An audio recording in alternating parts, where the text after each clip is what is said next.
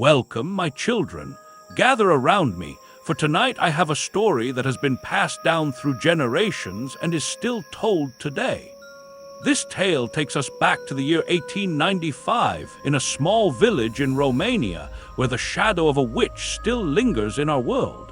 My grandfather told me this story and his grandfather before him. So listen carefully as I recount the eerie story of the haunted house and the witch. In the heart of the village stood an old, dilapidated house. It was made of mud and straw, with old wooden doors and a crumbling roof. Inside, there were barely 3 rooms with torn old furniture. Candles burned everywhere. The house smelled of various herbs and plants hanging all over the walls. But beyond the scent of herbs, there was an aura of dread, fear, and evil that terrified the entire village. It was said to be the home of an old woman, Marta, an old woman who practiced black magic and witchcraft. The villagers feared her, whispering about the curses and spells she cast and the strange apparitions she summoned. They called her a witch, and although no one dared confront her directly, everyone avoided her. An old woman, Marta, lived alone, isolated from the villagers. She had a hunched back, a wrinkled face, wild gray hair, and eyes that seemed to pierce your soul. She was often seen gathering strange plants in the forest, muttering incantations under her breath. The children of the village were told to avoid her, and even the bravest men avoided her gaze. One evening, as the sun was setting and the sky turned blood red, a villager named Ian approached an old woman, Marta's house. His wife, Anna, had fallen gravely ill, and in desperation, he sought the old woman's help. "Marta," called Ian, knocking on her crooked wooden door. "Please save my wife." The door creaked open, and an old woman appeared. Her eyes narrowed as she looked at Ian. "What do you want, Ian?" she asked, her voice a raspy whisper. "My wife is dying," Ian pleaded. "I will do anything. Please save her." Marta considered his request for a moment before nodding. "Very well," she said, "but know there is always a price for my help." Ian, desperate to save his beloved Anna, agreed without hesitation. An old woman handed him a small bottle with a dark liquid and instructed him to give it to his wife.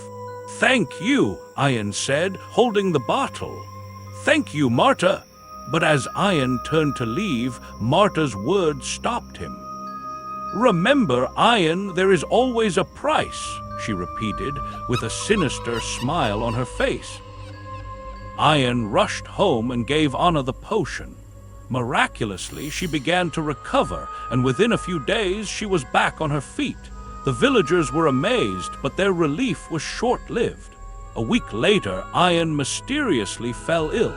His condition rapidly worsened, and he died in agony, his body twisted into unnatural shapes. The villagers whispered that an old woman, Marta, had taken her prize. Years passed, and old woman Marta continued her dark practices. Strange things happened in the village. Crops failed, livestock died, and people disappeared without a trace, dying in pain. The villagers were convinced that Marta was responsible, but they were too afraid to take action. One cold winter night, an old woman, Marta, was found dead in her house. Some said she died of old age, while others believed she was killed by the spirits she summoned. The villagers quickly buried her, hoping to rid themselves of her evil presence. But Marta's death did not bring peace to the village. Her spirit remained, haunting the villagers. They reported seeing her ghost wandering the village and the surrounding forests. It would enter their homes at night, casting spells and cursing those who dared to offend her even in death. And the people, though exhausted, couldn't sleep for fear. Has anyone seen her ghost? Yes, many have seen it, and those who did were never the same. The villagers lived in constant fear. They would lock their doors and windows at night, but it was to no avail. An old woman Marta's spirit could pass through walls, and those she cursed would fall ill and die within 7 days, writhing in pain and suffering. One of the most chilling incidents happened to a man named Georg. He was a skeptic and never believed the stories about an old woman Marta. He mocked her while she was alive. One night he woke up to find her ghost standing at the foot of his bed. Her eyes glowed a bloody color, full of evil. "Leave me alone," Georg shouted, his voice heavy with fear, but the spirit only laughed wickedly. It was a cold, hollow sound that sent a shiver down his spine. The next morning, Georg fell ill. His body ached, and he felt a burning sensation coursing through his veins. On the 7th day, he died, his face contorted in a grimace of sheer terror. As the years went by, the story of old woman Marta only grew. The villagers continued to avoid the old house, which became increasingly dilapidated. It became a place of horror where no one dared to tread. Little by little, the villagers abandoned their homes and their village, fearing that something might happen to them. They went wherever they could, to other villages, to cities. Decades later, the house remained empty and the village deserted, but with the spirit of the witch still wandering the house and village, seeking victims.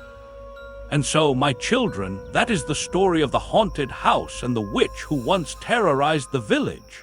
The story turned into a legend and remained remembered, passed down from generation to generation. Now go with God and remember this story, because who knows, maybe the evil spirit of the witch Marta still lurks in the village. For evil never sleeps, my children. And do like, share, and subscribe for more of such scary stories from my life experiences. Until the next story, greetings from Grandpa Avram.